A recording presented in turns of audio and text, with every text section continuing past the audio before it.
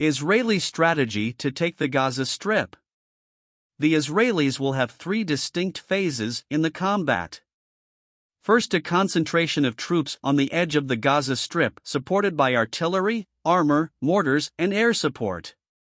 Moment characterized by the destruction or neutralization of known enemy targets such as training fields, pillboxes, machine gun nests, mortar positions, and rocket launch areas. This phase of combat has already begun and is fully covered by the international media. After this phase, the second phase begins, maintaining the edge or outer margin of the Gaza Strip and moving on to the attack. The attack aims to divide the Gaza Strip region into pockets or combat zones from nearby to distant regions. The use of armored vehicles and mechanized troops that must try to take advantage of a penetrating highway or main road, and the involvement of the delimited invasion area of the considered zone in order to carry out a limited siege within the enemy area.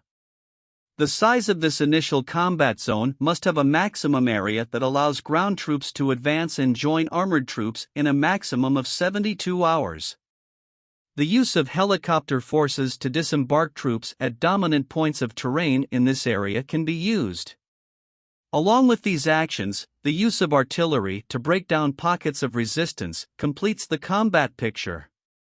After conquering this initial delimited combat zone, ground troops must carry out enemy identification by scanning the entire area, identifying enemies, confiscating any and all types of weapons found in the location.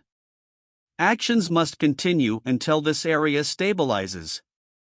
After stabilizing the initial Zone 1, we carry out the same measures for taking Zone 2 and so on. Finally, we reached the third phase. Enemies tend to abandon areas before they are completely taken and then end up concentrating in a much smaller area, where the difficulty of maneuvering and structuring their logistical networks end up becoming increasingly limited by space to the point that combat becomes unfeasible.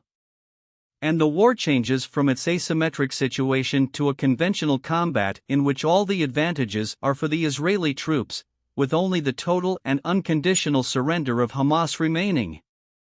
It is true that many other approaches can be used, but urban combat takes its toll on all sides.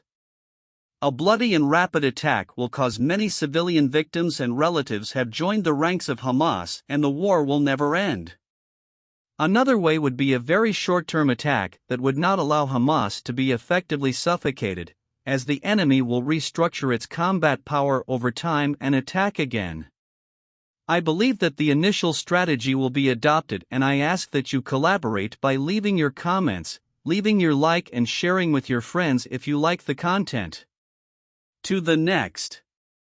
In the description of the video you will find a book on Amazon that I recommend reading to stay safe in critical situations of everyday violence, even how to deal with a kidnapping situation like the one that occurred with several Israeli citizens.